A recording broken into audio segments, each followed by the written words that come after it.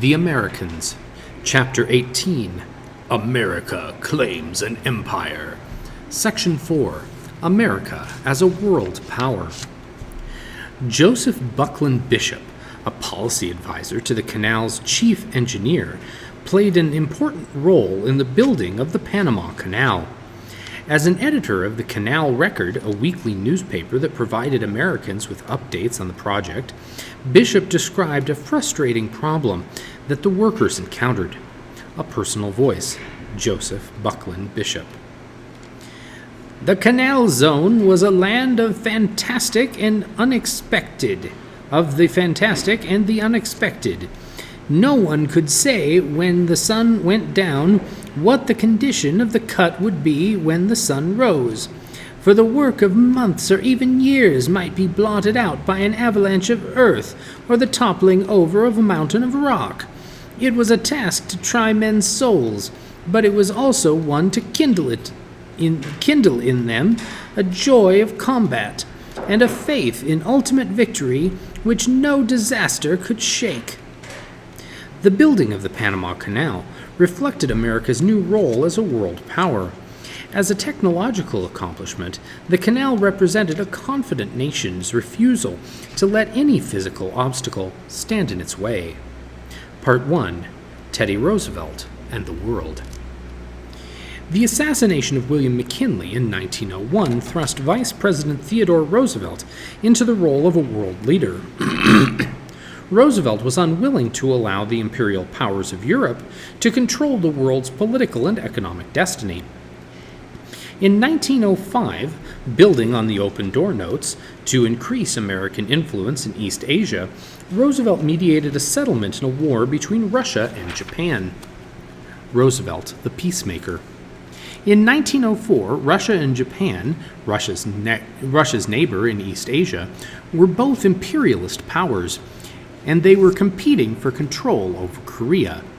The Japanese took the first action in what would become the Russo-Japanese War, with a sudden attack on the Russian Pacific Fleet. To everyone's surprise, Japan destroyed it. Japan then proceeded to destroy a second fleet sent as reinforcement. Japan also won a series of land battles securing Korea and Manchuria.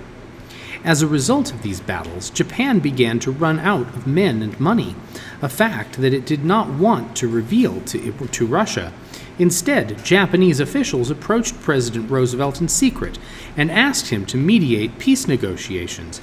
Roosevelt agreed, and in 1905, Russian and Japanese delegates convened in Portsmouth, New Hampshire. The first meeting took place on the presidential yacht.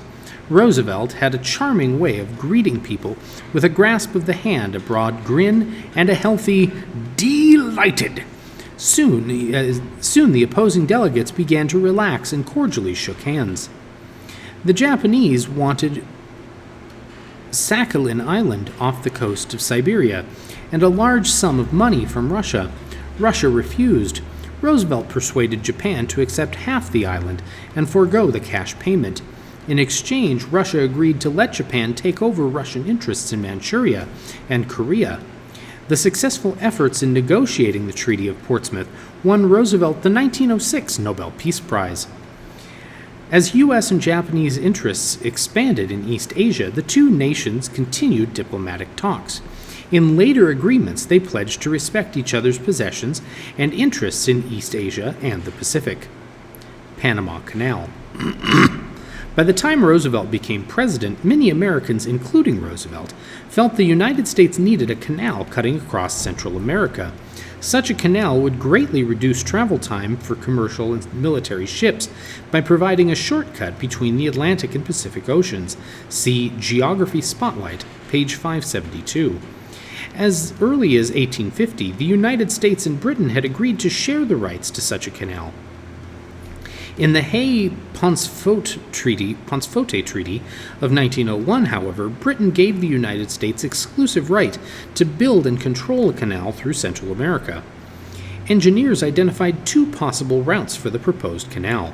One, through Nicaragua, posed fewer obstacles because much of it crossed a large lake. The other route crossed through Panama, through a province then a province of Colombia, and was shorter and filled with mountains and swamps.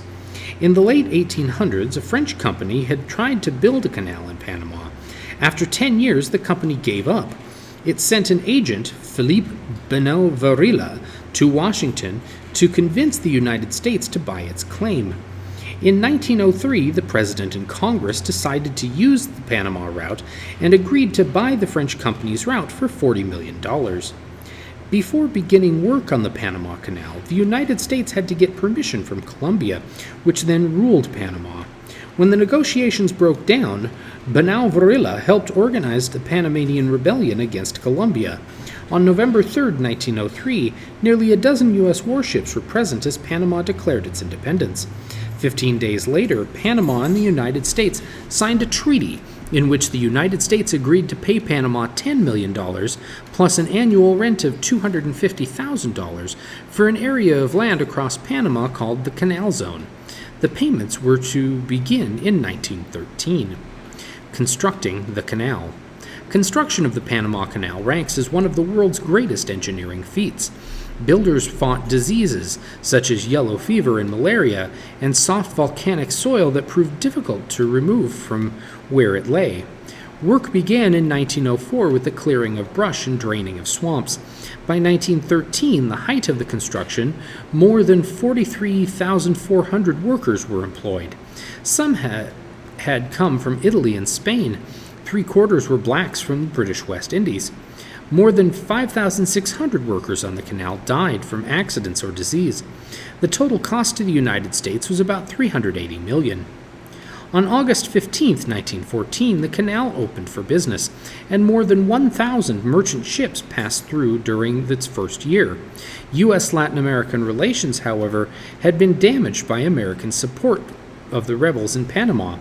The resulting ill will lasted for decades, despite Congress paying Colombia $25 million in 1921 to compensate the country for its lost territory. The Roosevelt Corollary. Financial factors drew the United States further into Latin American affairs. In the late 19th century, many Latin American nations had borrowed huge sums from European banks to build railroads and develop industries. Roosevelt feared that if these nations defaulted on their loans, Europeans might intervene. He was determined to make the United States the predominant power in the Caribbean and Central America. Roosevelt reminded European powers of the Monroe Doctrine, which had been issued in 1823 by President James Monroe. The Monroe Doctrine demanded that European countries stay out of the affairs of Latin American nations. Roosevelt based his Latin America policy on a West African proverb that said, "Speak softly and carry a big stick." In his December 1904 message to Congress, Roosevelt added the Roosevelt Corollary to the Monroe Doctrine. He warned that disorder in Latin America might force the United States to the exercise of an international police power. In effect, the corollary said that the United States would now use force to protect its economic interests in Latin America. Dollar diplomacy. During the next decade, the United States exercised its police power on several occasions. For example, when a 1911 rebellion in Nicaragua left the nation near bankruptcy, President William Howard Taft, Roosevelt's successor, arranged for American bankers to loan Nicaragua enough money to pay its debts. In return, the bankers were given the right to recover their money by collecting Nicaragua's customs duties. The U.S. bankers also gained control of Nicaragua's state-owned railroad system and its national bank. When Nicaraguan citizens heard about this deal, they revolted against President Adolfo Diaz. To prop up Diaz's government, some 2,000 Marines were sent to Nicaragua. The revolt was put down, but some Marine detachments remained in the country until 1933. The Taft administration followed the policy of using the U.S. government to guarantee loans made to foreign countries by American business people. This policy was called dollar diplomacy by its critics and was often used to justify keeping European powers out of the Caribbean. Woodrow Wilson's missionary diplomacy. The Monroe Doctrine, issued by President James Monroe in 1823, had warned other nations against expanding their influence in Latin America. The Roosevelt Corollary asserted in 1904 that the United States had a right to exercise international police power in the Western Hemisphere. In 1913, President Woodrow Wilson gave the Monroe Doctrine a moral tone. According to Wilson's missionary diplomacy, the United States had a moral responsibility to deny recognition to any Latin American government it viewed as oppressive, undemocratic, or hostile to U.S. interests. Prior to this policy, the United States recognized any government that controlled a nation, regardless of that nation's policies or how it had come to power. Wilson's policy pressured nations in the Western Hemisphere to establish democratic governments. Almost immediately, the Mexican Revolution put Wilson's policy to the test. The Mexican Revolution. Mexico had been ruled for more than 3 decades by a military dictator, Porfirio Diaz, a friend of the United States. Diaz had long encouraged foreign investments in his country. As a result, foreigners, mostly Americans, owned a large share of Mexican oil wells, mines, railroads, and ranches. While foreign investors and some Mexican landowners and politicians had grown rich, the common people of the country were desperately poor. In 1911, Mexican peasants and workers led by Francisco Madero overthrew Diaz. Madero promised democratic reforms, but he proved unable to satisfy the conflicting demands of landowners, peasants, factory workers, and the urban middle class. After 2 years, General Victoriano Huerta took over the government. Within days, Madero was murdered. Wilson refused to recognize the government that Huerta formed. He called it a government of butchers. Intervention in Mexico. Wilson adopted a plan of watchful waiting, looking for an opportunity to act against Huerta. The opportunity came in April of 1914, when one of Huerta's officers arrested a small group of American sailors in Tampico on Mexico's eastern shore. The Mexicans quickly released them and apologized, but Wilson used the incident as an excuse to intervene in Mexico and ordered U.S. Marines to occupy Veracruz, an important Mexican port. 18 Americans and at least 200 Mexicans died during the invasion. The incident brought the United States and Mexico close to war. Argentina, Brazil, and Chile stepped in to mediate the conflict. They proposed that Huerta step down and that U.S. troops withdraw without paying Mexico for damages. Mexico rejected the plan, and Wilson refused to recognize a government that had come to power as a result of violence. The Huerta regime soon collapsed, however, and Venustiano Carranza, a nationalist leader, became president in 1915. Wilson withdrew the troops and formally recognized the Carranza government. Rebellion in Mexico. Carranza was in charge, but like others before him, he did not have the support of all Mexicans. Rebels under the leadership of Francisco Pancho Villa and Emiliano Zapata opposed Carranza's provisional government. Zapata, son of a mestizo peasant, was dedicated to land reform. "It is better to die on your feet than to live on your knees," Zapata told the peasants who joined him. Villa, a fierce nationalist, had frequently courted the support and aid of the United States. A personal voice, Pancho Villa. "As long as I have anything to do with the affairs in Mexico, there will be no further friction between my country and my friends to the north. To President Wilson, the greatest American, I stand pledged to do what I can to keep the faith he has in my people.